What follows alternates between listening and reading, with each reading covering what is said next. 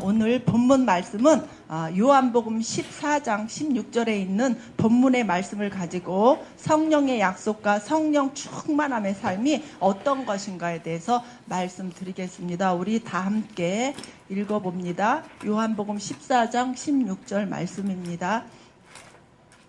다 같이 시작. 내가 아버지께 구하겠으니 그가 또 다른 보혜사를 너희에게 주사 영원토록 너희와 함께 하시리니. 아멘. 성령의 약속과 성령 충만의 삶이라는 이러한 제목으로 말씀을 전하려고 합니다. 그래서 이 성령 하면은 이제 저 같은 경우는 성결교회라든지 또 이제 이렇게 감리교에서 오랫동안 신앙생활을 하다 보니까 성령 그러면 이 불이라는 게 먼저 떠오르게 되더라고요. 불, 그리고 이제 방언, 그 어떠한 은사를 체험하는 거, 이런 것들을 이렇게 연상케 하는 게 바로 성령에 대한 우리들이 이제 그동안 신앙생활 하면서 알고 그동안 그렇게 믿고 있었던 것이 바로 성령이라는 분이 그런 분이구나. 그래서 환상을 보고 환청을 듣고 또 이제 어떤 성령의 능력, 뭐 병고침을 하고 막 이런 것들에 대한, 그러니까 외적인 것을 이렇게 추구했던 것이 바로 우리가 그동안 알고 있었던 성령에 대한 오해가 아닌가 하는 생각이 들어집니다. 그래서 기적 중에 기적이 무엇이냐고 예수 믿는 우리들한테 물어볼 때 어떤 게 기적이냐면 내가 방언 받았어요, 은사 받았어요, 내가 뭐 환상을 봤어요, 환청을 들었어요. 이것이 기적이 아니라 기적 중에 기적이 무엇이냐면 내가 예수가 믿어지는 게 기적 중이에요.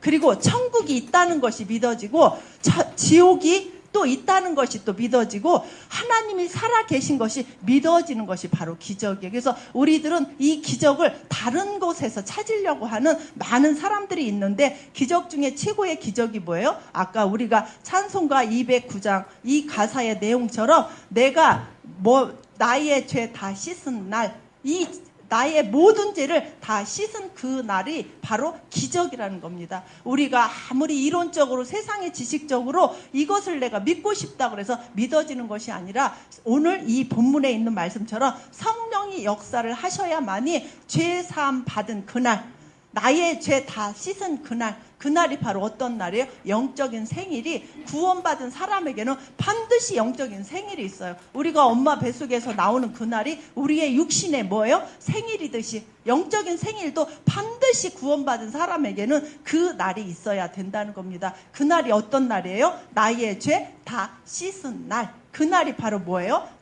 내가 영적으로 태어난 그날이 바로 우리의 생일이라는 것입니다. 그래서 성령의 약속과 성령의 충만한 삶이라는 이러한 말씀으로 서론에 들어갑니다. 하나님의 아들 예수 그리스도를 믿음으로 구원받아 하나님의 자녀가 된 후 능력 있는 그리스도인의 삶을 살기 위해서는 성령은 누구시며, 이게 우리가 믿는 이 성령은 누구시며, 그분이 왜 오셨으며, 성도와는 어떠한 관계이며, 성령 충만을 어떻게 받으며 그 결과는 무엇이며 어떻게 성령 충만을 지속할 수 있는가를 알아야 합니다. 그래서 이 한국에는 아까 우리 본문의 말씀처럼 내가 아버지께 구하겠으니 그가 또 다른 보혜사를, 그래서 이 보혜사를 이단에서는 자기가 보혜사라고 그래요.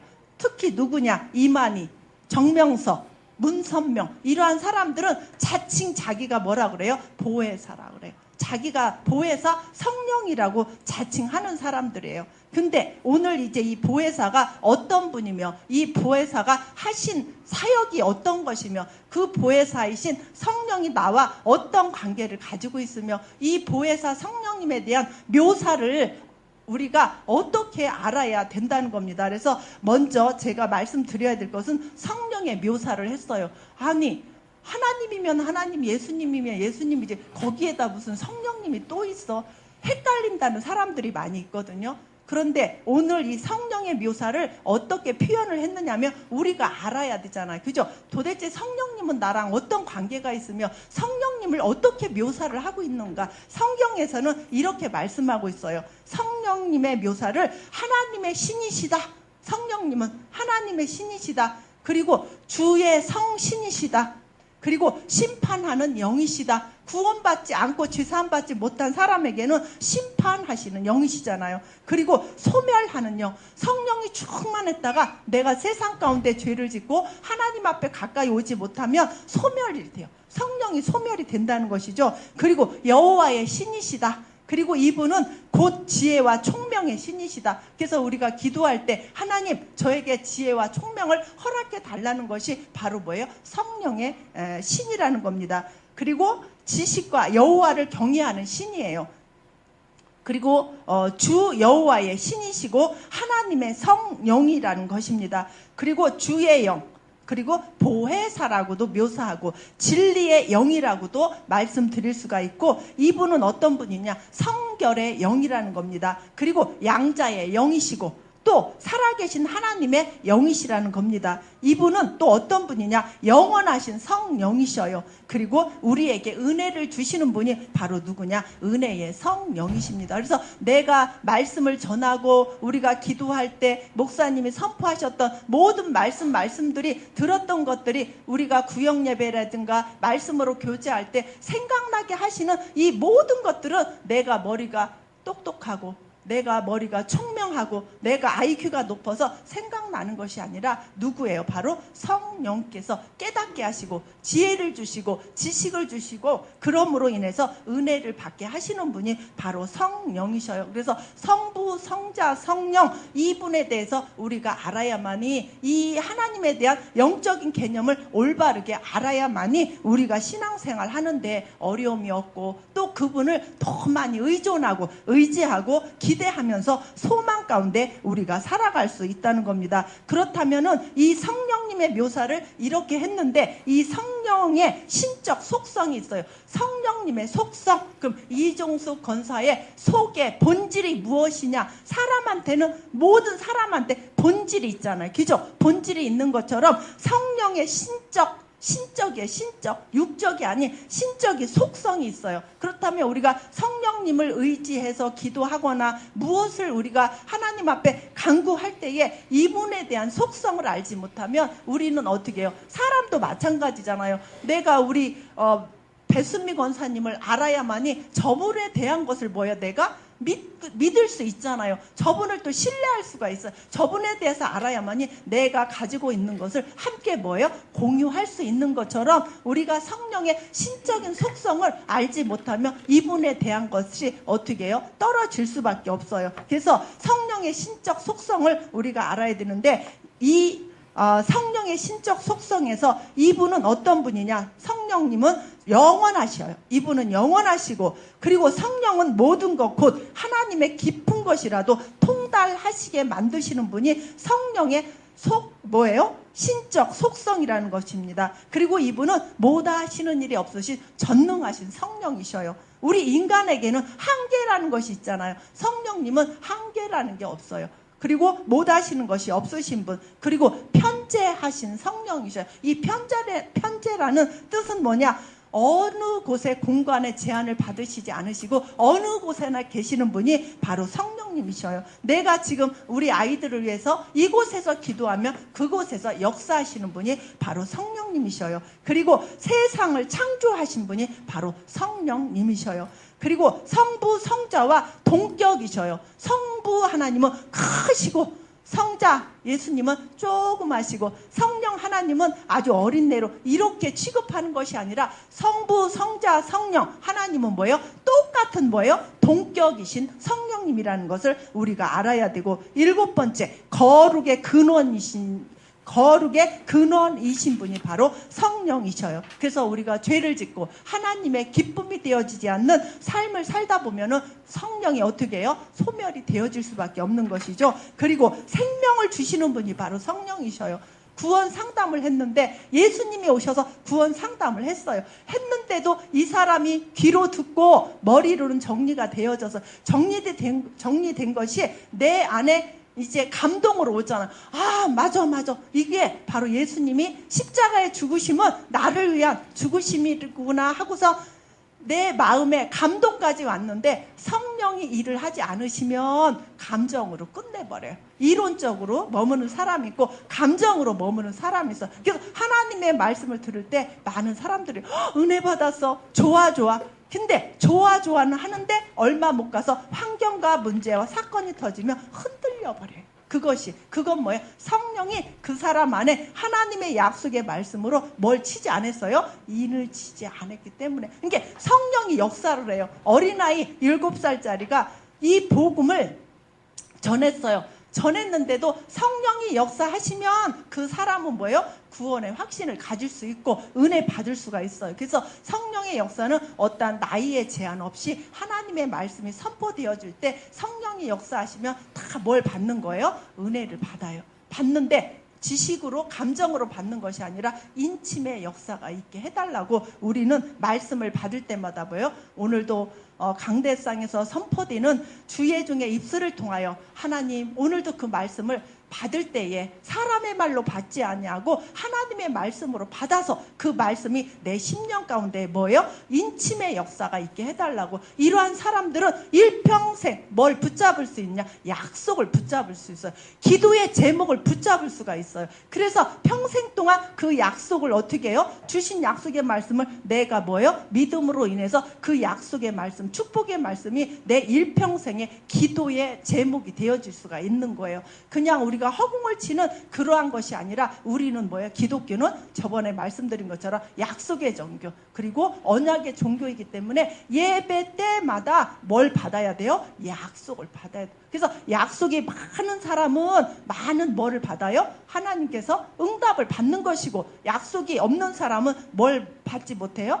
그 약속을 성취시킬 수가 없는 것이죠. 그래서 우리는 약속의 종교이기 때문에 목사님이 말씀을 선포하실 때마다 약속을 붙잡아야 돼요. 그래서 그 약속 붙잡고 뭐 하는 거예요? 현장에도 나가고 그 말씀 붙잡고 우리가 기도하면서 내 삶 속에 어떤 환경과 문제야 사건이 온다 할지라도 그 약속의 말씀으로 우리는 물리칠 수가 있다는 겁니다. 그리고 이분은 죄와 의와 심판에 대하여 책망을 하시는 분이에요. 성령님은 죄가 무엇이고 의가 무엇이고 심판에 대하여 책망하시는 분이신데 이 책망이라는 것은 바로 혼내키고 회초리로 때리고 이것이 아니라 책망의 의미는 잘못된 것을 바로 잡아주시는 분이 바로 성령님이셔요. 그리고 이분은 하나님으로 불리움을 받는 분이셔요. 그리고 역사의 주체이신 분이 바로 성령님이라는 사실입니다. 그렇다면 성령의 신적 속성에 대해서 알겠죠? 이해되시죠? 기죠? 그래서 하나님은 크시고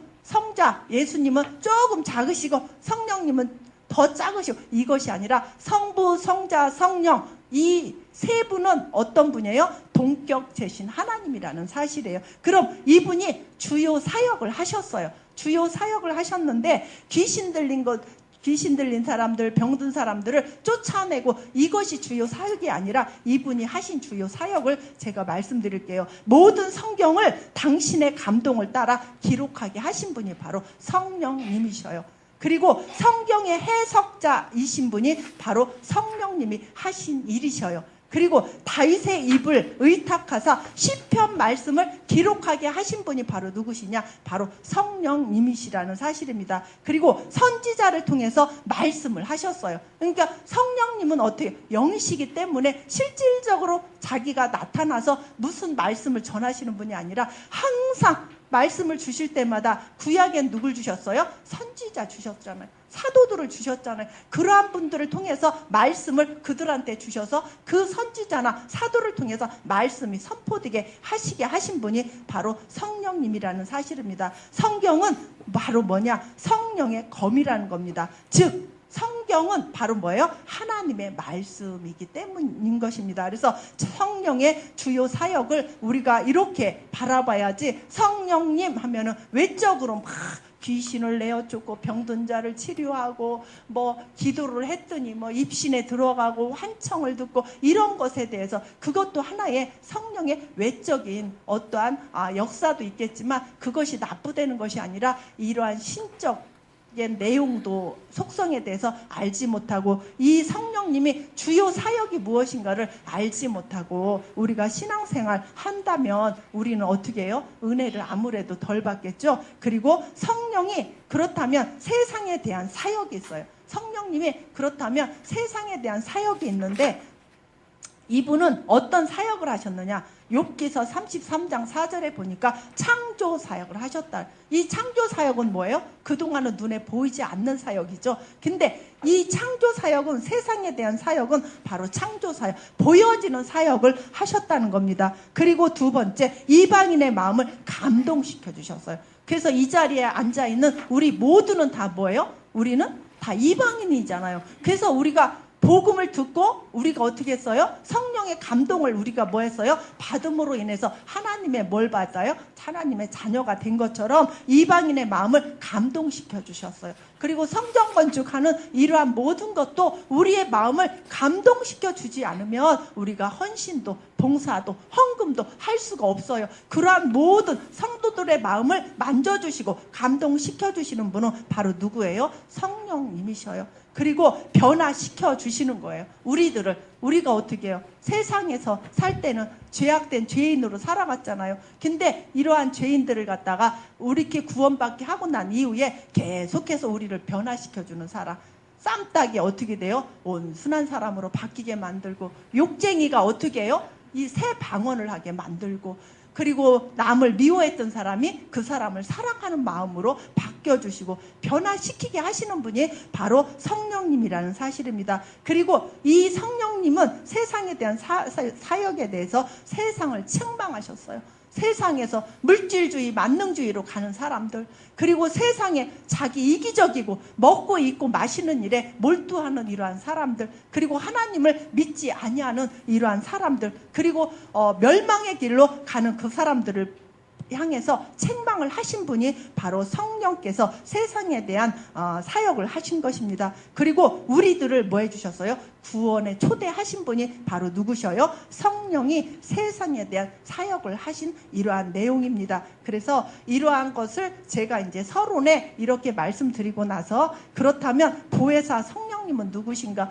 오늘 이 분량을 보니까 두 번 해요. 저희는 이제 주일날 제자 대학 할 때는 시간이 1시간뿐이 시간이 되어지지 않아요. 이러다 보니까 막 빨리빨리 하게 되어지거든요. 그래서 제가 이제 지금은 시간을 잘 모르겠어요. 그래서 한 11시 한 40분쯤 되면 저한테 사인을 좀 해주세요. 시계가 없어가지고 제가 1시까지 갈지 12시까지 갈지 모르니까 한 11시 40분쯤 되면은 저한테 사인을 해주시면 제가 거기서 조절을 하겠습니다. 그리고 제가 서론에 왜 이런 말씀을 해주셨느냐 하면, 이 목사님이 이 교재를 우리 다 주셨잖아요. 그죠? 근데 이 교재를 읽어주면 뭐 제가 여기 있어야 될 하등의 이유가 없잖아요. 그렇기 때문에 이 말씀을 이제 읽어줄 때 서론에 이러한 성령님에 대한 묘사, 그리고 성령님의 주요 사역, 세상에 하신 사역이 어떤 것이며 성령님의 신적 속성이 어떤 것에 대해서 제가 말씀을 드렸기 때문에 이것을 읽어줄 때 여기 계신 모든 분들이 빨리빨리 이해가 되셔요. 그래서 제가 이렇게 많은 이렇게 부연 설명을 안 하더라도 이제 이렇게 이해되시기 위해서 제가 이렇게 준비를 했거든요. 그래서 이제 첫 번째 이제 교재로 들어갑니다. 그래서 첫 번째, 보혜사 성령님은 누구신가? 성령의 인격성에 대해서 보겠습니다. 성령은 스스로 모든 것을 아시고, 성령은 스스로 모든 것을 뭐 하셔요? 아시고, 그리고 생각하시고, 의지를 가지시며 행동하시고 치유하신다는 겁니다. 성령은 구원받은 성도를 위해서 말씀하시고 인도하시는 분명한 인격이십니다. 그래서 인격이신 하나님을 만나게 해달라고 우리가 기도하는 것이 이렇게 세 가지 속성을 가지신 이 주님을 우리는 뭐예요? 내 심령 가운데에 만나기를 원하는 것이죠. 그래서 지성, 감성, 의지가 있는데 이 지성을 보면은 그러기 전에 이 세 가지가 합쳐서 인격이라 합니다. 그렇다면 여기에다가 접목을 시키면 우리가 하나님을 알기 때문에 왜 예수를 믿어야 되는 이유를 알잖아요. 그죠? 그럼 우리가 알았어. 알고 나서 뭐예요? 우리는 생각하게 되잖아요. 생각하게 되고 나면 우리의 의지는 뭐예요? 내가 믿는 거잖아요. 그죠? 믿고 나면 어떻게 해요? 행동이 되어지죠. 첫 번째 어떻게 해요? 이 하나님이 누구시고 예수님이 왜 십자가에 죽으신 것을 우리가 알잖아요. 알고 나면 어떻게 해요? 우리가 생각을 하게 되죠. 아, 그럼 십자가의 구속의 역사가 누구를 위한 것으로 믿어져요? 나를 위한 것으로 믿어지잖아요. 그렇게 되면 우리가 뭐예요? 믿어요. 의지라는 것은 사람의 결단이고 결심이잖아요. 그럼 우리가 그 의지를 가지고 믿어요. 믿고 나면 뭘로 나오냐? 행동으로 나와져요. 그럼 첫 번째 나오는 것이 뭐예요? 마음의 기쁨과 희락과 감사가 나오잖아요. 그죠? 이것은 뭐 행동으로 나와지는 것이죠. 그래서 이 세 가지가 지성, 감성, 의지인데 이 세 가지를 합쳐서 인격이라 그래요. 그래서 세상에서도 예수 믿지 않는 사람들이 저 사람 보면 되게 법 없어도 살아. 되게 인격적이야. 이러한 말은 뭐냐면 그 사람은 어떻게 해요? 사람한테 어떻게 대하여야 될 것을 그들은 알아요. 알고 그들은 생각을 해요. 그래서 이 장소에서 이 사람한테 이 시간에 이 말을 해야 되는지를 알고 있기 때문에 상대방한테 심한 말을 하지 않아요. 상처 주지 않는 말을 하지 않는, 상처 주는 말을 안 한다는 것이죠. 그러므로 인해서 자기가 하고 싶은 말을 절제를 하게 되죠. 그것은 누가 하는 거예요? 자기가 하는 거잖아요. 그러다 보면 행동으로 나와져요. 그래서 그 사람의 생각하고 있는 것이 행동으로 나와지기 때문에 저 사람은 되게 무슨 사람이야? 인격적인 사람이야. 그래서 저 사람은 예수 안 믿어도 진짜로 멋있는 사람이야. 이것이 뭐냐? 이 세 가지가 되어졌기 때문에. 그러나 여기서 보는 지성을 한번 보겠습니다. 고린도전서 2장 11절에 보니까 사람의 사정을 사람의 속에 있는 영 외에는 누가 알리요? 이와 같이 하나님의 사정도 하나님의 영 외에는 아무도 알지 못하느니라. 그래서 하나님에 대하여 예수님에 대해서도 우리가 알고 나니까 믿는 거지, 모르고 믿는 것은 뭐예요? 맹신이에요. 맹신. 우리는 하나님에 대해서 알아야 돼요. 예수님이 무엇을 해주셨는가에 대해서 알고 나야 믿는 것이지, 알지 못하고 그냥 태양 신을 보고 정한수 떠다 놓고 빌고 이런 것은 뭐예요? 맹신이에요. 맹신. 그래서 그렇게 섬기면 섬길수록 오히려 뭐예요? 귀신이 역사를 한다는 겁니다. 그리고 감성. 로마서 15장 30절에 보니까 형제들아 내가 우리 주 예수 그리스도로 말미암고 성령의 사랑으로 말미암아 너희를 권하노니 너희 기도에 나와 힘을 같이하여 나를 위하여 함께 하나님께 빈다 그러죠. 이건 뭐예요? 성령님은 감성이 계신 분이기 때문에 우리가 주님의 뜻을, 하나님이 기뻐하는 것을 하다 보면은 이 성령님은 기뻐하시기도 하셔요. 그리고 이분은 내가 하나님을 떠나 다른 길로 갈 때, 죄악된 길로 갈 때 슬퍼하시기도 하시는 분이 바로 성령님이시고, 이분은 때로는 내가 기도하지 않고 세상 것을 향하여 계속해서 죄를 짓는 그러한 삶을 살면은 나를 위해서 뭐예요? 탄식을 하시면서 기도하시는 분이 바로 누구시냐? 성령님이라는 사실입니다. 그래서 감성이 계신 분이에요. 그리고 의지가 있으신 분이에요. 아까 고린도전서 2장 11절에 있는 말씀처럼 사람의 사정을 사람의 속에 있는 영 외에는 누가 알겠어요? 우리 배수미 권사님이 나를 속으로 미워하는지 제가 어떻게 알겠어요? 그죠? 저는 몰라요. 누구만 알아요? 누구만 알아요? 우리 배순미 권사님하고 성령님만 안다는 것이죠. 사람 속에 있는 것을 아무도 몰라요. 남편의 속도 우리 알아요? 몰라요? 몰라요. 왜 몰라요? 말을 안 하니까 모르는 것이죠. 그래서 우리가 뭐예요? 성령님은 내가 말을 안 해도 나의 모든 것을 어떻게 해요? 아신다는 사실입니다. 그래서 이러한 의지, 이것은 바로 뭐예요? 우리가 구속사를 이루신 하나님이신 것을 우리가 믿고, 그리고 지성과 감성, 이 의지 세 개를 합쳐서 뭐라 그런다고요? 인격이라고 말씀드릴 수가 있습니다. 그래서 우리가 예수를 잘 믿는 사람들, 진정한 참 크리스찬은 인격이 형성되어질 수밖에 없어요. 왜요? 구원받고 나면 양심이 찔려져요. 죄를 짓거나 불신앙을 한다든가 남의 흉을 보고 나면 집에 오면 꼭 가슴을 한두 번 치게 돼요. 왜 그래요? 하나님이 구원받은 성도에게는 수준 높은 양심을 주셨어요. 그래서 하나님이 기뻐하지 않는 말이라든가 행동을 하게 되면 마음의 평안이 사라지게 돼요. 그래서 어떻게 해요? 주님 앞에 와서 무릎 꿇고 뭐예요? 기도하게 되잖아요. 그것도 해결되지 않으면 전화해서 집사님 아까 내가 그 말 했는데 혹시라도 마음에 걸린 건 아니야? 미안해요 라고 말을 해야만이 잠을 잘 수가 있어요. 어떤 사람이에요? 구원받은 하나님의 사람에게만 있는 수준 높은 양심을 허락해 주셔서 이러한 사람은 한 번, 두 번 상대방한테 상처 주는 말을 한다 할지라도 결국에는 어떻게 해요? 자꾸만 10번 했던 것이 8번으로 7번, 5번, 4번으로 줄여가다가 결국에 우리는 완벽하게 해결되지 않다가 어디 가는 거예요? 주님의 품으로 들어갈 수밖에 없는 것입니다. 그렇다면 두 번째, 성령의 신성을 보겠습니다. 성령은 삼위일체 하나님의 한 의시며 성부, 성자와 함께한 하나님이셔요. 성령님 하면은 하나님이라고 생각하시면 돼요. 그래서 창세기 1장 26절에 보니까 우리의 형상을 따라, 그러니까 우리라는 것은 뭐예요? 복수잖아요. 그러면 우리가 하나님이 우리 인간을 만드실 때 우리의 형상이라는 것은 성부, 성자, 성령, 하나님이 우리 인간을 뭐예요? 하나님의 뭘로 만들었어요? 형상으로 만들었어요. 그럼 우리 형상이라는 뜻은 바로 무엇이냐? 하나님은 어떤 하나님이냐? 거룩하신 하나님, 하나님은 사랑이 많으신 하나님, 하나님은 의로우신 하나님. 그래서 우리 인간을 만들 때 하나님의 속성을 가지고 우리 인간을 만들었는데 어떻게 만들었느냐? 우리 한 사람 한 사람을 거룩한 존재로, 우리를 사랑스러운 존재로, 우리를 의로운 존재로 만들었어요. 그래서 하나님의 형상, 그럼 하나님이 우리 인간처럼 이렇게 어떤 형상, 모습이 있는 것이 아니라 하나님의 속성, 속성은 뭐예요? 그래서 죄를 싫어하게 만드시고 그리고 거룩한 것을 좋아하게 만들고 이러한 모든 것들이 하나님의 형상. 그래서 우리 인간을 만들 때도 성부, 성자, 성령 하나님께서 우리를 뭐 했어요? 하나님의 형상대로 만들고 하나님의 자녀의 신분을 27절에 주시고 28절에 그냥 만드시고 우리를 내버려 두는 것이 아니라 다스려라, 정복해라.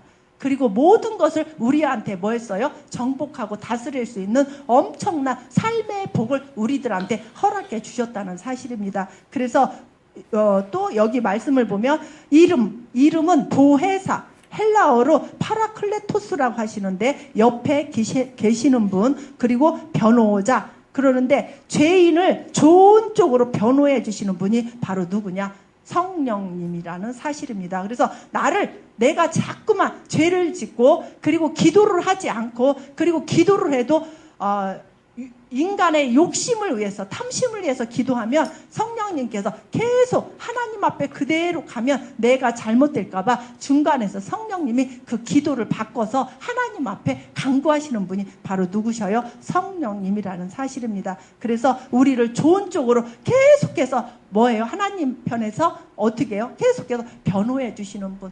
그래서 죄인을 좋은 곳으로 변호해 주시는 분이 바로 보혜사 성령님이라는 사실입니다. 요한복음 14장 26절에도 보혜사 곧 아버지께서 내 이름으로 보내실 성령, 그가 너희에게 모든 것을 가르치시고 내가 너희에게 말한 모든 것을 뭐하리라? 생각나게 하시리라. 내가 아버지께로서 너희에게 보낼 보혜사 곧 하나님께로서 나오시는 진리의 성령이 오실 때에 그가 나를 뭐하실 것이요? 증거하실 것이요. 그래서 이름은 보혜사, 헬라어로 파라클레토스. 그리고 네 번째, 하나님과 동일한 속성을 가지시고 성도를 구원하시는 하나님의 방법이며 성도와 함께 하시는 하나님의 방법입니다. 그래서 죄인은 하나님과 함께 할 수 없어서 예수님을 통해 구원하시고 믿게 하시는 분이 바로 누구셔요? 성령님이라는 사실입니다. 그래서 성도들은 성령님의 도우심이 없이는 어떠한 영적인 활동이 불가능해요.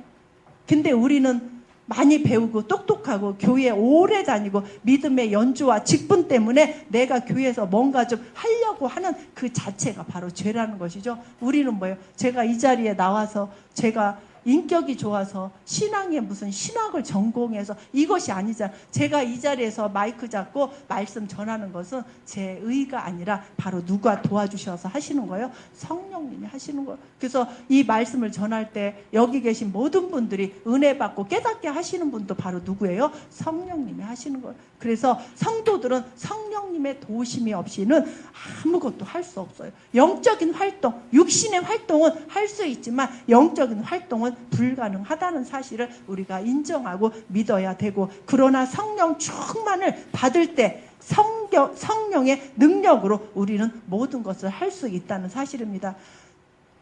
제가 또 이 말씀을 또 준비하는데 1kg씩 빠지는 것 같아요.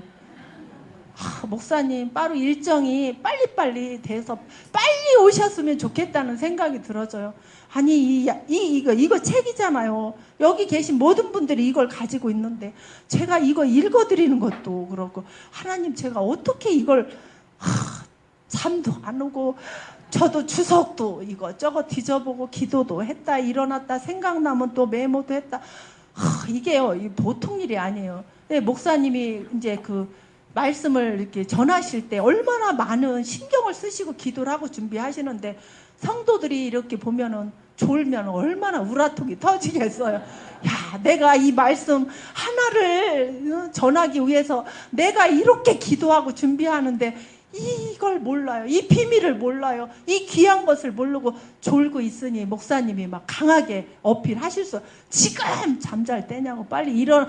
우리 가끔 테이프 들으면 그런 거 있잖아. 얼마나 안타까우면 이 귀한 말씀을 들어야 되는데 일주일 동안 세상 가운데 있다가 오고 나더니 찬양할 때는 눈이 말똥말똥 뜨더니 말씀 전하니까 막 끄뻑끄뻑 조는 걸 보면 얼마나 그 아버지의 심정이 저도 느끼더라고요. 제가 목장 예배 드릴 때든가, 제가 또 이제 지난주에 오후 예배 드릴 때는 점심 먹고 바로 올라오니까 보니까 몇 분이 그냥 이렇게 조는 걸 보면서 목사님의 그 심정이 이해가 되어지더라고요. 말씀 앞에 나올 때 혹시라도 때로는 너무나 피곤하니까 졸릴 수 있어요. 근데 매주마다 나왔는데 존다. 이거는 사단의 역사예요. 이건 성령의 역사가 절대로 아니라는 겁니다. 그래서 내비둬, 저 사람 피곤하니까 좀 자게 둬, 이거는 아니에요. 어쩌다 졸 수는 있어요. 왜? 육신이다 보니까 하루 종일 근무하고 힘들고 또 식사까지 하고 오면 식곤증이라는 게 있잖아요. 그럼 졸릴 수가 있어요.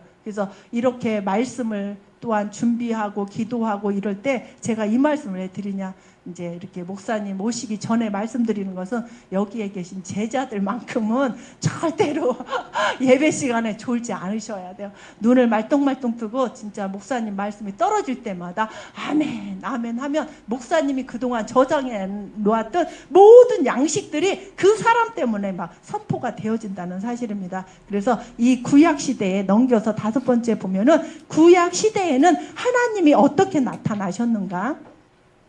구약 시대에는 구약 시대에도 말씀으로 나타나셨어요.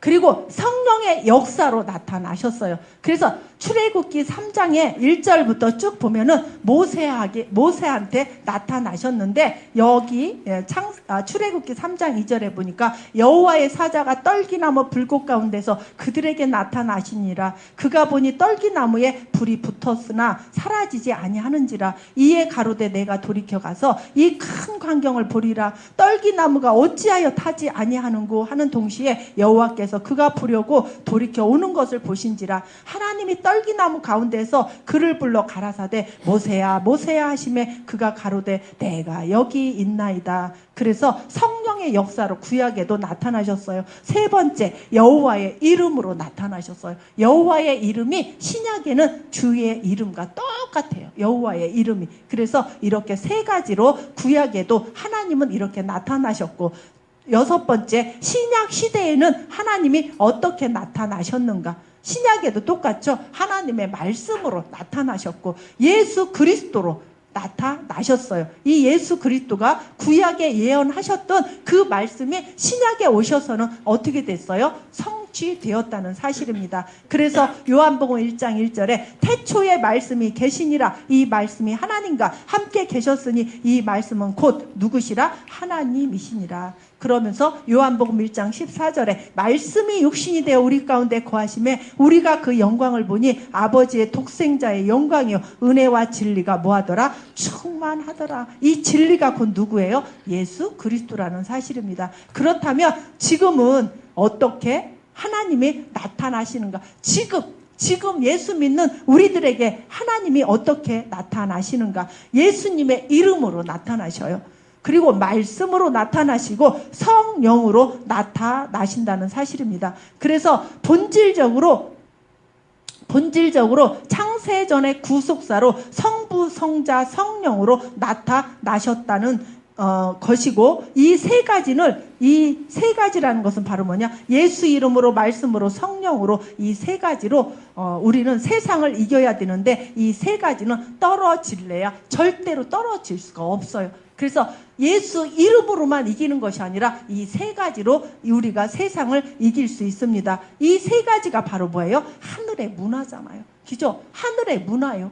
은혜의 문화라는 사실입니다. 이 하늘의 문화로, 은혜의 문화로 세상을 이길 수 있다는 사실입니다. 어떤 사람들이? 구원받은 하나님의 사람들이. 네 번째는 하나님의 영으로, 그리고 그리스도의 영으로, 그리고 삼위일체 성령으로 지금은 이렇게 나타나시고, 또 복음이 전파될 때에 믿는 자 속에 영으로 들어오신다는 사실입니다. 그리고 바로 증거의 영으로, 증거라는 것은 뭐예요? 내가 만난 예수 그리스도를 다른 사람들한테 뭐 하는 거예요? 증거할 때에 그 사람한테도 뭐예요? 성령의 역사가 일어난다는 사실입니다. 그래서 아까 은혜와 진리가 충만하더라고 했는데, 이 진리는 바로 뭐예요? 예수 그리스도. 이 중에서 진리 하나가 더 있는데 발견된 진리예요. 이건 뭐냐? 지금 현재에 나타나고 있는 진리인데, 이 발견된 진리는 하나님이 가지고 있었던 것을 사람들을 통해서 계속해서 그 진리가 발견이 되어지는 거예요. 그래서 암으로 죽었던 사람들이 의학이 어떻게 해요? 발견이 되어지죠. 의술이 발견이 되어지고 의학이 발견이 되어져서 어떻게 해요? 죽으려고 했던 사람들이 어떻게 해요? 수술받고 치유함 받고, 이러한 모든 것들 하나님이 만들어낸 지혜와 지식을 통해서 마음과 육신의 질병을 치료하게 하시는 것이 발견된 진리예요. 그래서 저 사람이 머리가 좋아서, 저 사람이 뭐가 있어서가 아니라 계속해서 인간한테 하나님이 지식을 주시고 지혜를 주셔요. 그래서 계속해서 어떻게 해요? 끊임없이 뭐를 하게 돼요? 발견하게 돼요. 연구함으로 인해서 우리가 이 마지막 때에 이렇게 하나님께서 이렇게 발견된 진리를 많은 사람들, 똑똑한 사람들을 통해서 발견하게 만드는 것을 갖다 발견된 진리라 그래서, 우리가 그동안 옛날에는 맹장만 걸려도 다 죽었잖아요. 근데 맹장은 어떻게 해요? 그날 수술하고 그 이틀이면 퇴원할 정도로 이렇게 신속하고, 그리고 이러한 암 같은 것도 병명도 모르고 죽었던 그 많은 사람들이 지금은 어떻게 해요? 초기 암 잡으면 어떻게 해요? 100% 다 살 수 있는 거잖아. 이건 뭐냐? 발견된 진리예요. 왜? 하나님이 그러한 것을 감춰진 것을 통해서, 똑똑한 사람들을 통해서 계속해서 어떻게 해요? 발견되게 하시는 것이죠. 그리고 두 번째, 보혜사 성령의 약속이 있는데, 보혜사는 누구십니까? 성령이십니다. 그래서 요한복음 14장 6절 우리 함께 읽어봅니다. 시작. 보혜사 곧 아버지께서 내 이름으로 보내실 성령, 그가 너희에게 모든 것을 가르치시고 내가 너희에게 말한 모든 것을 생각나게 하시리라. 그래서 성령이 오신 목적, 이 성령이 오신 목적은 보혜사는 진리의 영이기에 볼 수도 없고 세상 사람은 받을 수도 없습니다. 성령이 오신 목적은 이 자리에 앉아있는 우리들을 뭐하기 위해서? 구원해 주시기 위해서 오셨다는 사실입니다. 요한복음 14장 17절에 저는 진리의 영이라 세상은 능히 저를 받지 못하나니 이는 저를 보지도 못하고 알지도 못함이라. 그러나 너희는 저를 아나니 저는 너희와 함께 거하시며 또 너희 속에 계시겠습니다. 그러면서 세 번째, 보혜사 성령의 역사를 통하여 하나님을 알 수 있습니다. 요한복음 14장 20절에 그날에는 내가 아버지 안에, 너희가 내 안에, 내가 너희 안에 있는 것을 너희가 알리라. 그러면서 옛날에 이제 이렇게 교회에서 예배드리다 보면, 제가 이제 성결국 감리교를 다니다 보니까 그 이제 성령에 대한 것을 엄청 많이 강조를 해요. 그래서 막 기도하는데, 권사님이 막 기도하는데 물어볼 말이 있어서, 기도하는 권사님 이렇게 두들기잖아요. 기도를 방해했잖아. 막 뭐라 그랬어요? 무슨 해방죄라고? 성령 해방죄라고. 기도를 막 성령 충만하게 하는데, 왜 기도하는데 성령 해방죄라고 그래서 막 미워하고 막 소리 지르고 막 이랬는데, 성령 해방죄는 기도하다가 건드려서 기도 못하게 하는 게 해방죄가 아니라, 성령 해방죄는 뭐냐면은 복음을 거절하는 게 성령 해방죄예요.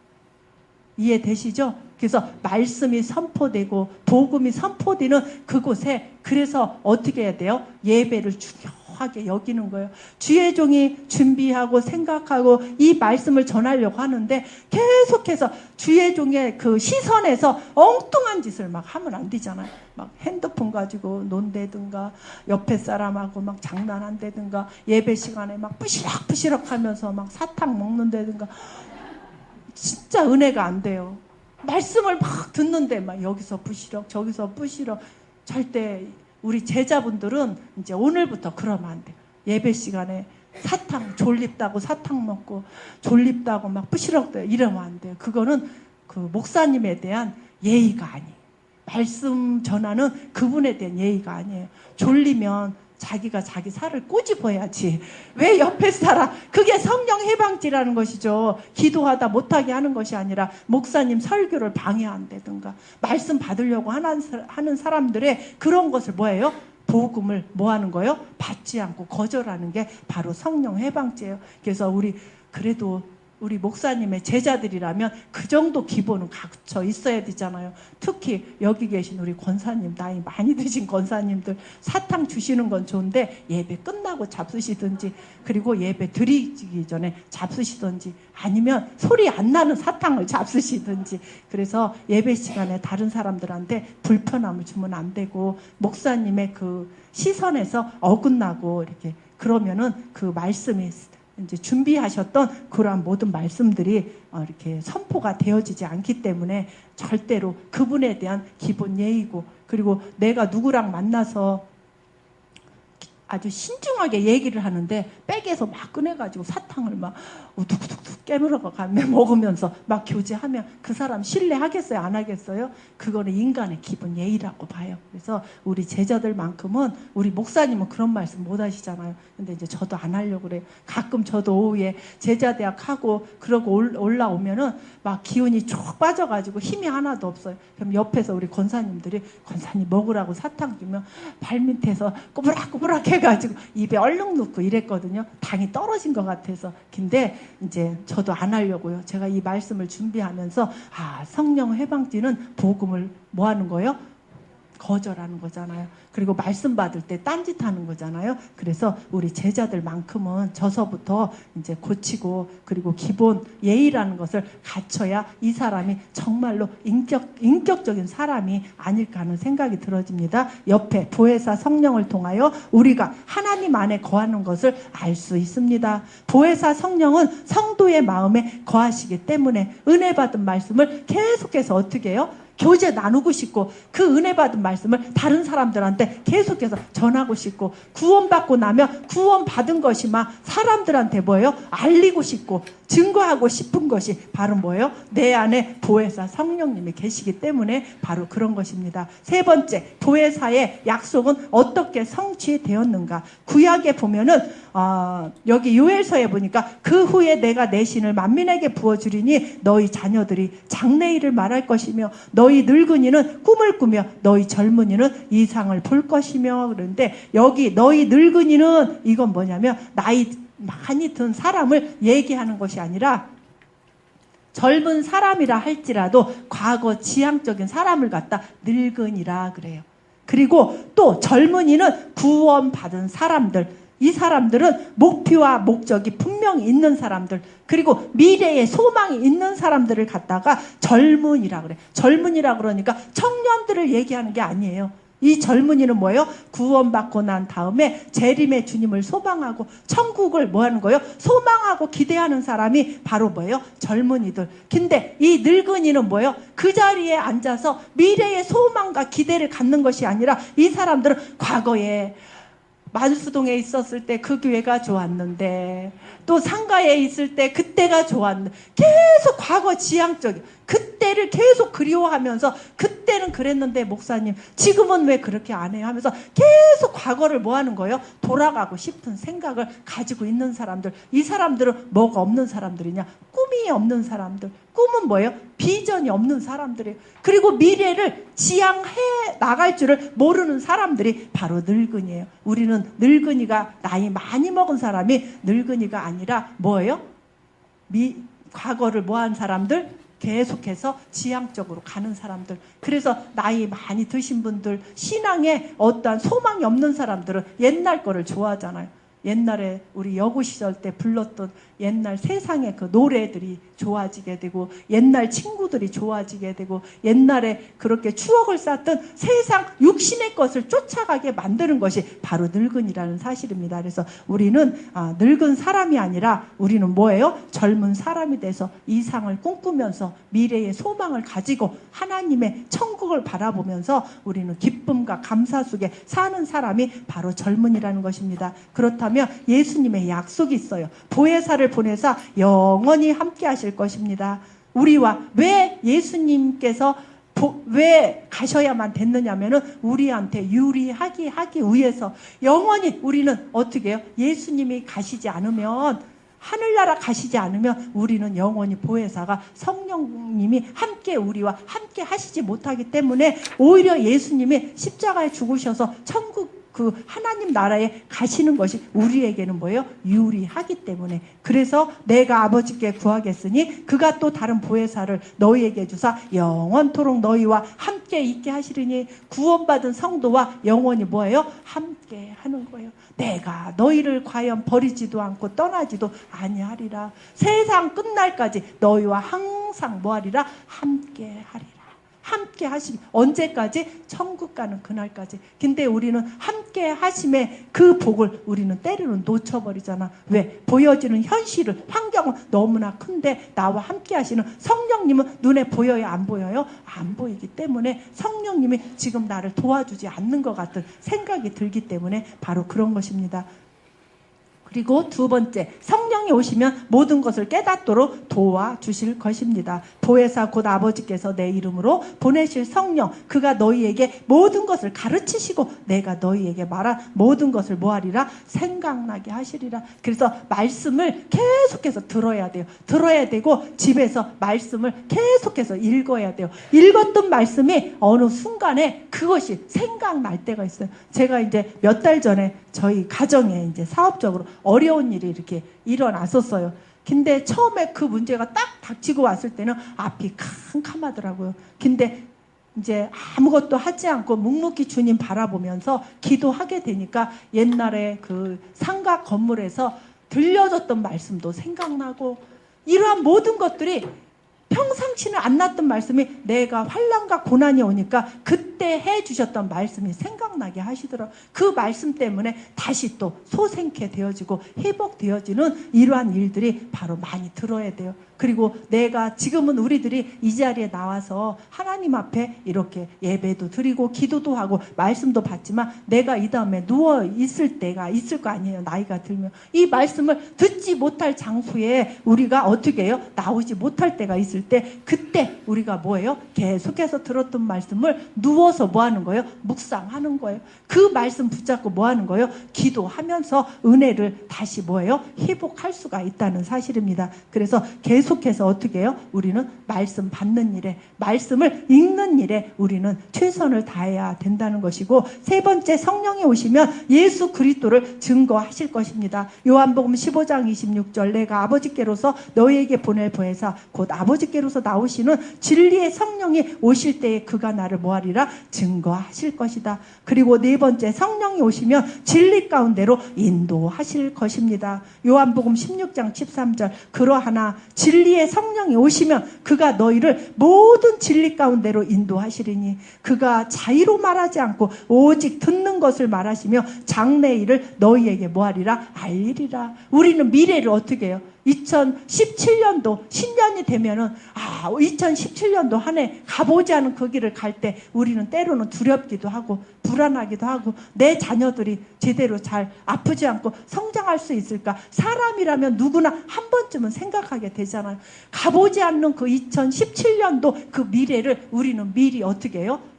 하나님이 주의 종을 통해서 말씀을 선포해 주셔요. 너희들 앞으로 2017년도 갈 때에 너희들 뭐하지 말라? 두려워하지 말라. 보라, 새 것을 뭐하리라? 행하겠다는 하나님의 약속을 누가 선포하셔요? 하나님이 주의 종을 통해서 선포하실 때, 아, 맞아. 내가 잠시 잠깐 왜 염려하고 걱정했지? 2017년도 한 해에도 달새복을 허락해 주신다고 말씀하셨지 하면서 우리는 다시 뭐예요? 그러한 모든 두려워하는 마음을 다 내려놓고 그 약속을 붙잡고 우리가 벌써 2017년도 어디까지 왔어요? 5월. 이제 5월이 끝나고 이제 6월 반년을 살은 거예요. 근데 아무 일 없이 이렇게 우리가 예배 드릴 수 있고 또 이렇게 하루 일상생활을 할 수 있는 이 엄청난 복을 우리에게 허락해 주셨어요. 제가 이제 가끔 그 얘기해요. 목장 예배 때도 내가 오늘 하루를 일상생활 할 수 있는 복을 주신 하나님 앞에 감사하다고. 우리 그 교회 이제 우리 목장에 애기 아픈 그 집사님이 계시는데 그 집사님을 보면서 우리 그 이제 이은주 집사님이 한 그 말씀이 계속해서 지금도 이제 생각이 나요. 하루 일상생활 할 수 있는 그 복을 받은 것이 얼마나 감사한지. 그리고 우리는 눈 뜨고 아침 먹고 자기 일하고 교회에 와서 전도하고 이런 것들에 대한 구체적인 감사를 잃어버리고 기도했던 그 기도의 응답을 받을 때 감사하고 구원받을 때 감사하고 나한테 뭔가 이권이 주어져서 이익이 되어줬을 때 감사하는 그러한 우리들이었지만 우리는 어떻게 해요? 하루를 눈을 떠서 하루 일상생활, 내가 만약에 내 자녀가 아프면 난 병원에서 어떻게 해요? 같이 있어야 되잖아요. 그러면 제자대학 나오고 싶어도 나올 수 없잖아요. 또 예배 나오고 싶은데 나올 수가 없잖아요. 내 몸이 아프면 병원에 있기 때문에 나올 수 없잖아요. 이러한 모든 일상생활을 할 수 있는 거에 대한 감사를 잃어버리고 제가 살았더라고요. 그 말씀을 이제 그 집사님이 얘기할 때 깜짝 놀랐어요. 그래서 저는 아침에 눈을 뜨면 하나님 오늘도 건강한 몸으로 하루 일상생활을 할 수 있는 은혜를 주신 하나님 감사합니다. 이렇게 기도가 항상 되어져요. 근데 우리들은 해요 안 해요? 잃어버리고 살 때 너무 많이 있잖아요. 내가 오늘 일상생활을 할 수 있는 은혜 주심에 감사합니다. 그 일상생활 그 속에는 뭐예요? 모든 환경과 문제와 사건 가운데서도 그것을 누가 인도해 주신다는 거예요? 하나님이 인도해 주시기 때문에 우리가 이 바쁜 분주함 속에서 시간을 구분해서 제자대학 나올 수 있는 이 은혜도 바로 뭐예요? 일상생활의 은혜를 주셨기 때문에 우리가 이 시간 나온 줄 믿습니다. 그래서 그동안 잃어버렸다면 다시 한번 구체적으로 하나님 앞에 감사하는 저와 우리 모든 분들이 되시기를 바라겠습니다. 5번째, 성령이 오시면 능력과 권능을 받고 예수님의 증인이 될 것입니다. 사도행전 1장 8절 오직 성령이 너에게 임하시면 너희가 권능을 받고 예루살렘은 교회에 다니는 사람, 온 유대와 주변에 있는 사람, 사마리아는 이단들 땅끝까지 이르러 내 증인이 뭐하리라? 되리라. 증인이 되라가 아니라 구원받고 나면 증인이 되어질 수밖에 없습니다. 이 증인은 어떤 사람이요? 본대로 느낀 대로 체험한 그대로 이 사람이 바로 증인이라는 사실입니다. 그래서 우리 모두는 구원받은 우리들은 바로 뭐예요? 예수님의 누구예요? 증인이 되어질 수밖에 없다는 사실입니다. 3번째, 언약 성취. 이것은 하나님, 예수님, 성령님으로 믿는 자 속에 하나님이 자기 계시, 구속사를 완성해 주셨다는 것입니다. 그래서 1번에 보면 부회사의 약속은 제자들한테 1차적으로 사도들에게, 그러니까 사도들에게 1차적으로 이렇게 보여주시고 먼저 이루어진 약속이 바로 보혜사 약속은 제자들과 사도들에게 먼저 이루어진 것이고 2차적으로는 바로 예수를 믿는 자들에게 2차적으로 이루어진 약속이라는 사실입니다. 사도행전 1장 4절에 사도와 같이 모이사 저희에게 분부하여 가라사대 예루살렘을 떠나지 말고 내게 들은 바 아버지의 약속하신 것을 기다리라. 요한은 물로 세례를 베풀었으나 너희는 몇 날이 못 되어 성령으로 세례를 받으리라 하셨느니라. 그래서 보혜사 약속은 사도들에게 먼저 주어진 약속이고 보혜사의 약속은 사도들에게 이미 성취되었다는 말씀입니다. 넘겨서 보혜사의 약속은 구원받은 모든 성도에게 뭐 해주셨어요? 주셨다는 사실입니다. 믿는 자들에게 주셨다는 사실입니다. 1번에 사도들에게 보혜사 성령을 주신 것처럼 성도들에게 성령을 주셨다는 것입니다. 사도행전 2장 33절에 하나님이 오른손으로 예수를 높이심에 그가 약속하신 성령을 아버지께 받아서 너희 보고 듣는 이것을 부어 주셨느니라. 사도들에게 보혜사 성령을 주신 것처럼 성도들에게도 누굴 주셨어요? 성령을 주셨다는 사실입니다. 두 번째, 죄사함을 얻으면 성령을 선물로 받으리니 저희가 이 말을 듣고 마음에 찔려 베드로와 다른 사도들에게 물어 가로되 형제들아 우리가 어찌할꼬 하거늘. 베드로가 가로되 너희가 회개하여 각각 예수 그리스도의 이름으로 세례를 받고 죄사함을 얻으라. 그리하면 뭘 받으리라? 성령을 선물로 받으리니. 그래서 죄사함을 얻으면 성령의 선물을 다 받게 돼 있어요. 근데 성령의 선물을 받지 못한 사람은 죄사함을 받지 못한 사람이기 때문에 성령을 선물로 받을 수가 없다는 겁니다. 세 번째, 지금도 예수 믿고 죄사함 받아 구원 받으면 보혜사 성령님이 오신다는 사실입니다. 그래서 에베소 1장 13절에 진리의 말씀 곧 구원의 말씀을 듣고 또한 믿어 약속의 성령으로 뭐예요? 인침을 받으니. 그래서 구원 받을 때 성령의 인을 친다는 사실입니다. 네 번째, 죄사함 받아 구원 받으면 성령께서 오셔서 우리를 인도하십니다. 그래서 세 번째까지 우리 함께 읽어봅니다. 시작. 보혜사 성령을 받으면 마음의 평안과 기쁨과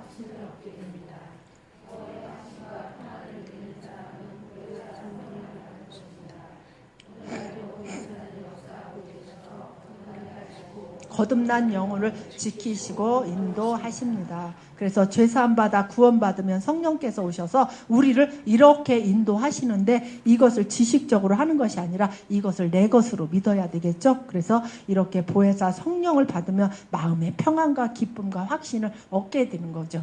그리고 이제 네 번째, 오늘날의 보혜사의 역사는 어떻게 이제 역사하시는가? 보혜사 성령은 가르치시고 생각나게 하십니다. 계속해서 반복하는 말씀이 요한복음 14장 26절의 말씀이죠. 보혜사 곧 아버지께서 내 이름으로 보내실 성령, 그가 너희에게 모든 것을 가르치시고 내가 너희에게 말한 모든 것을 생각나게 하시리라. 두 번째, 보혜사 성령은 진리 가운데로 인도하신다는 사실입니다. 요한복음 16장 13절에 그러하나 진리의 성령이 오시면 그가 너희를 모든 진리 가운데로 인도하시리니 그가 자의로 말하지 않고 오직 듣는 것을 말하시며 장래일을 너희에게 알리시리라. 보혜사 성령은 우리를 진리 가운데로 인도하시는 분이 바로 보혜사 성령님이십니다. 세 번째, 보혜사 성령은 구원받게 하는 역사를 이루십니다. 그래서 요한복음 16장 8절에 그가 와서 그가 누구예요? 보혜사 성령님이 오시면 죄에 대하여 의에 대하여 심판에 대하여 세상을 뭐하리라? 책망하시리라. 그래서 잘못 아는 것을 올바르게 가르치게 하시는 분이 바로 보혜사 성령님이시라는 겁니다. 죄에 대하여라 하면 저희가 나를 믿지 하며, 죄라는 것은 어떠한 율법적인 어떠한 그러한 죄가 아니라 저희가 나를 뭐예요? 믿지 않는 것. 믿지 않는 것은 하나님을 뭐예요? 대적하는 것. 그리고 하나님을 받아들이지 않는 것. 이것이 바로 죄라는 것. 우리는 선이라는 기준을 둘 때, 사람이 선을 둘 때는 저 사람은 구제를 많이 해, 불쌍한 사람들을 많이 도와줘, 그리고 저 사람은 착해, 누가 막 욕을 해도 그것을 꼭 참호하면서, 그걸 우리 사람이 기준은 뭐예요? 저 사람은 착하다. 그게 선의 기준이에요. 근데 하나님의 선의 기준은 달라요. 우리들이랑. 하나님의 선은 하나님의 사랑을 알고 예수님을 믿는 사람은 선한 사람이요, 예수를 안 믿는 사람은 아무리 세상에 인격이 좋고 아무리 경건한 사람이라 할지라도 그 사람은 악한 사람이에요. 그래서 우리의 선의 기준과 하나님의 선의 기준은 다르다. 똑같다? 다르다. 그래서 하나님의 선은 바로 누구를 믿는 거예요? 예수님을 믿고 구원받는 것. 그리고 의에 대하여 함은 내가 아버지께로 가니 너희가 다시 나를 보지 못하며, 심판에 대하여 함은 이 세상 임금이 심판을 받음이라. 그래서 이 의는 예수님이 부활하셔서 하늘나라 우편에 앉아서 지금도 대제사장이 돼주셔서 그 역할을 해주시는 거죠. 우리가 죄를 질 때마다 선포를 하셔요. 아무개 누구는 의인이라고 선언을 해주시려고 지금도 대제사장이 돼주셔서 우리를 의인이라고 지금도 이렇게 일컬고 계시다는 사실입니다. 그리고 죄의 심판에 대하여 알게 하시는 것입니다. 보혜사 성령의 역사를 통하여 구원의 확신을 얻게 되는 것입니다. 말씀을 들을 때 죄사함 받는 확신을 갖게 되고 주님을 사랑하게 된다는 것입니다. 이 세 가지가 보혜사 성령께서 하는 일이에요. 그래서 제가 서론에 말씀 드렸잖아요. 그러한 모든 말씀들이 여기에 이제 구체적으로 나온 말씀이에요. 그래서 제가 빨리빨리 이제 지금 40분이 됐는데 이거 큰일 났네. 이거 빨리 해야 되는데 제가 그래서 이거를 또 다음 주로 갈 수 없으니까 제가 얼른 읽어 드릴게요. 다 이해되시죠? 이해되시죠? 네. 그래서 이제 옆에 네 번째, 보혜사 성령은 곁에 계셔서 우리에게 유리한 증언을 해 주십니다. 넌 하나님의 아들이야. 너 죄사함 받았어. 넌 의인이야. 너는 천국 갈 시민이야. 너를 떠나지도 버리지도 않고 영원히 함께 하실 거야. 그러면서 성령의 음성을 듣는 사람은 구원의 확신과 인도의 확신과 승리의 확신, 사죄의 확신이 생기면서 마음의 위로와 안심과 기쁨과 힘이 생긴다는 사실입니다. 그래서 보혜사 성령은 우리 곁에 계셔서 우리에게 늘 유리한 증언을 해 주십니다. 이거는 뭐냐? 수동태의 역사로 이루어진다는 사실입니다. 다섯 번째, 보혜사 성령으로 거듭난 성도들은 주님을 사랑하는 마음이 생깁니다. 베드로전서 1장 8절에 예수를 너희가 보지 못하였으나 사랑하는도다. 이제도 보지 못하나 믿고 말할 수 없는 영광스러운 즐거움으로 기뻐하나니. 보혜사 성령으로 거듭난 성도들은 주님을 사랑하는 마음이 수동태의 역사로 일어난다는 것입니다. 다섯 번째, 성령 충만하면 어떤 결과가 나타나는가? 성령이 오신 목적이 아까 뭐라 그랬어요? 우리를 구원받게 하시려고. 그렇다면 첫 번째, 구원의 감사와 기쁨과 확신이 넘칩니다.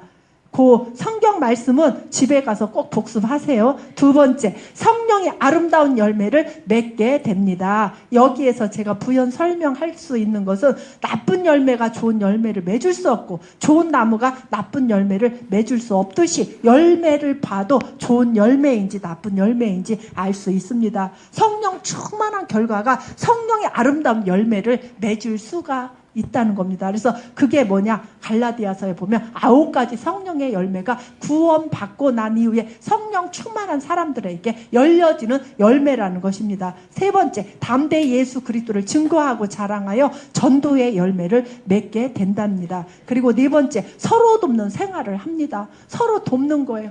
서로의 부족하고 연약한 것을 서로 어떻게 해요? 돕고 이해하고 덮어주고 그리고 가지고 있는 것을 어떻게 해요? 서로 나누게 되어진다는 겁니다. 다섯 번째, 영으로서 몸의 행실을 죽입니다. 옛날에는 막 이렇게 화내고 막 이랬던 것들이 죽여지는 삶, 절제의 삶을 살게 된다는 겁니다. 여섯 번째, 하나님의 아들로 살아갑니다. 그래서 늘 복음을 두고 싶어 하고 그리고 하나님의 관계가 좋게 어떻게 해요? 이어지기를 바라는 것이 바로 성령 충만한 그러한 결과가 바로 이렇게 나타난다는 것입니다. 일곱 번째, 의와 평강과 희락의 생활을 하게 됩니다. 먹고 마시는 것이 중요한 것이 아니라 의와 평강과 희락의 생활을 하게 돼요. 어떻게 하면 주님이 기뻐하는 그 일을 나도 동참할까 하면서 이러한 일을 하게 되고 여덟 번째, 자유함이 있습니다. 고린도서 3장 17절에 주는 영이시니 주의 영이 계신 곳에는 뭐가 있어요? 자유함이 있느니라. 율법에 얽매이지 않고 심판받고 정죄하지 않는다는 이곳에서 어떻게 해요? 우리는 자유함을 얻은 것처럼 예수님이 계신 곳에 주의 영이 계신 곳에는 자유함이 있다는 겁니다. 그래서 여기서 자유는 율법으로부터 자유를 뜻하고 특히 율법의 정죄에서 사망에서 완전히 해방됨을 말합니다. 즉 그리스도의 영이 있는 자, 말씀이 있는 자는 율법에 얽매이지 않으며 율법에 구속당하지 않는다는 의미이며 이는 그리스도께서는 살리시는 영이시기 때문입니다. 그리고 아홉 번째, 소망을 기다립니다. 그리고 소망이 없는 그러한 신앙은 신앙이 아닌 것이에요. 그렇다면 로마서 8장 1절로 2절에 있는 말씀, 내가 지옥 가기 싫어서 내가 지옥 가기 싫어서 심판받기 싫어서 이렇게 율법으로부터 이렇게 해방받는 것은 절대로 그건 구원이 되어질 수 없는 것. 율법으로부터 죄로부터 자유함을 얻는 것이지, 하늘나라의 기대와 소망과 이런 것이 없는 사람은 이 사람은 구원받았다고 할 수가 없는 것입니다. 그리고 왜 소망을 기다리냐? 오실 주님을 어떻게 해요? 소망하며 재림의 주님을 기다릴 수밖에 없다는 것입니다. 10번째, 헛된 영광을 구하거나 서로 격동하거나 투기하지 않는다는 겁니다. 헛된 영광, 세상의 명예, 물질, 권세 이런 것을 구하고 서로 격동하거나 투기하지 않는다는 거예요.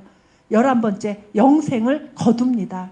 그리고 12번째, 주의 영광을 뭐예요? 찬미해서 우리의 입술을 열어 하나님이 하나님됨을 뭐하는 거예요? 찬양을 올려드린다는 겁니다. 하나님에 대한 영적 지식을 가지고 살아가게 된다는 것입니다. 그래서 에베소 1장 17절에도 우리 주 예수 그리스도 하나님 영광의 아버지께서 지혜와 계시의 정신을 너희에게 주사 하나님을 알게 하시고 너희 마음의 눈을 밝히사 그의 부르심의 소망이 무엇이며 성도 안에서 그 기업의 영광이 풍성이 무엇이며 그의 힘의 강력으로 역사하심을 따라 믿는 우리에게 베푸신 능력의 지극히 크심이 어떤 것을 너희로 알게 하시기를 구하노라. 그래서 영적인 지식을 계속해서 우리가 추구하게 하는 것입니다. 14번째, 하나님을 두려움 없이 섬기며 살아간다는 것입니다. 하나님을 만나지 못한 사람들은 늘 두려움과 진노 아래 머무르고 있지만, 구원받은 하나님의 자녀들은 하나님을 두려워하는 그러한 하나님으로 믿지 않고 사랑의 하나님으로, 나에게 복을 주실 하나님으로, 최고의 좋은 것으로 인도하실 그러한 하나님으로 우리는 믿고 살아갈 수밖에 없습니다. 그래서 말을 통해서, 때로는 교제를 잘못하면 말을 통해서 두려움이 임할 수가 있지만, 우리는 교제를 잘함으로 인해서 오히려 약간 두려움이 있는 것도 교제를 통해서 두려움이 사라질 수가 있다는 겁니다. 그리고 성령 충만한 삶을 사는 비결이에요. 복음의 말씀을 그래서 계속 어떻게 해요? 지속적으로 들어야 돼요. 성령 충만한 삶을 사는 비결이 뭐예요? 열심히 기도한다고 되는 것이 아니라 계속해서 제자대야 배웠는데 또 배우고, 계속해서 또 듣고 복음의 지속성이라고 그래요. 복음을 계속해서 듣다 보면 환경, 문제, 사건, 시험이 와도 넘을 수 있는 힘을 하늘에 그 은혜를 주셨기 때문에 넘을 수 있는 힘이 생긴다는 사실입니다. 2번째, 구속사 중심의 신앙을 고백하게 된다는 겁니다.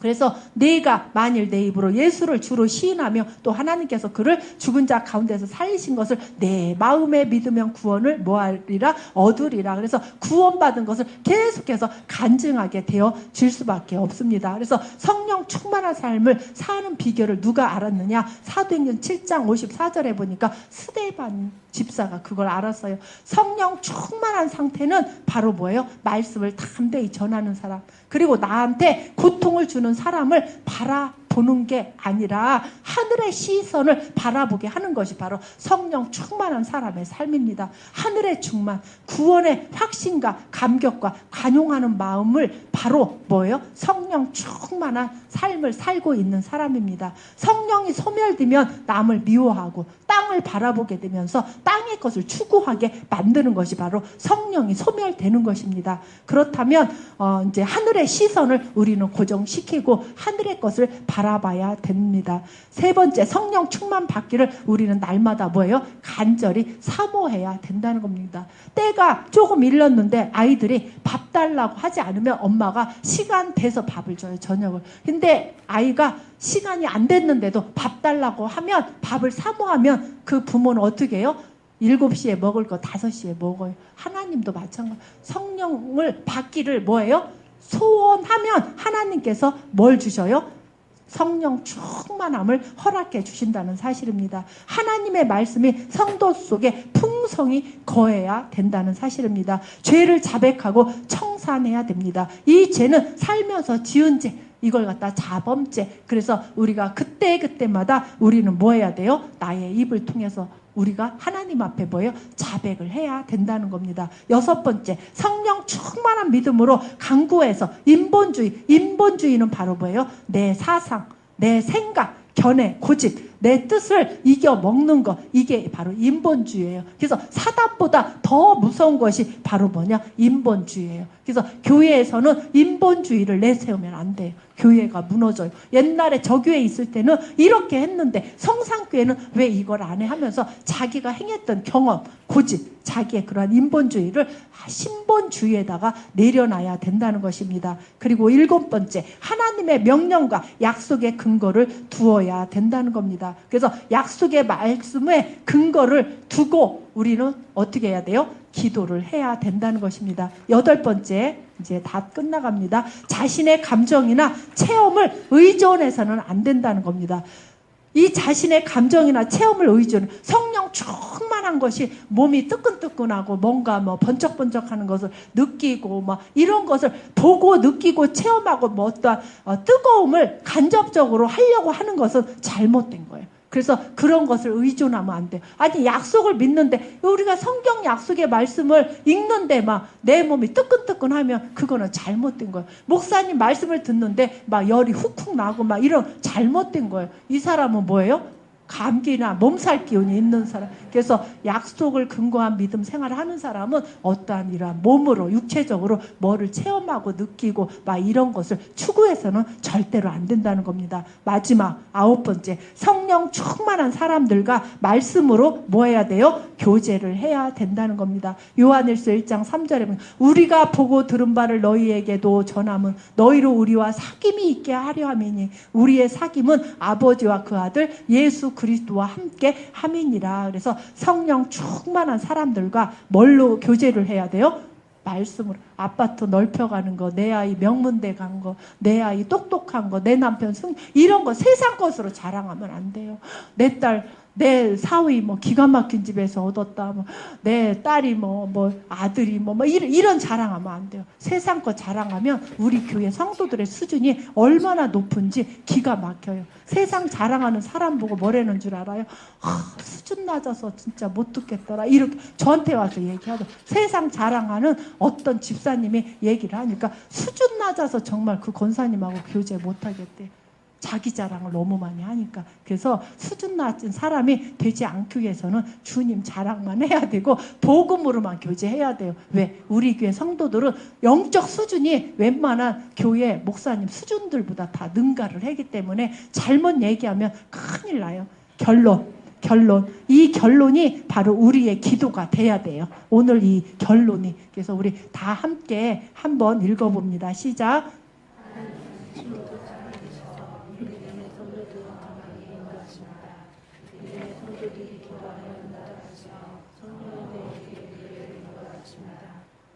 감사와 기쁨. 자신과 세상과 사단을 이길 수 있는 길을 주십니다.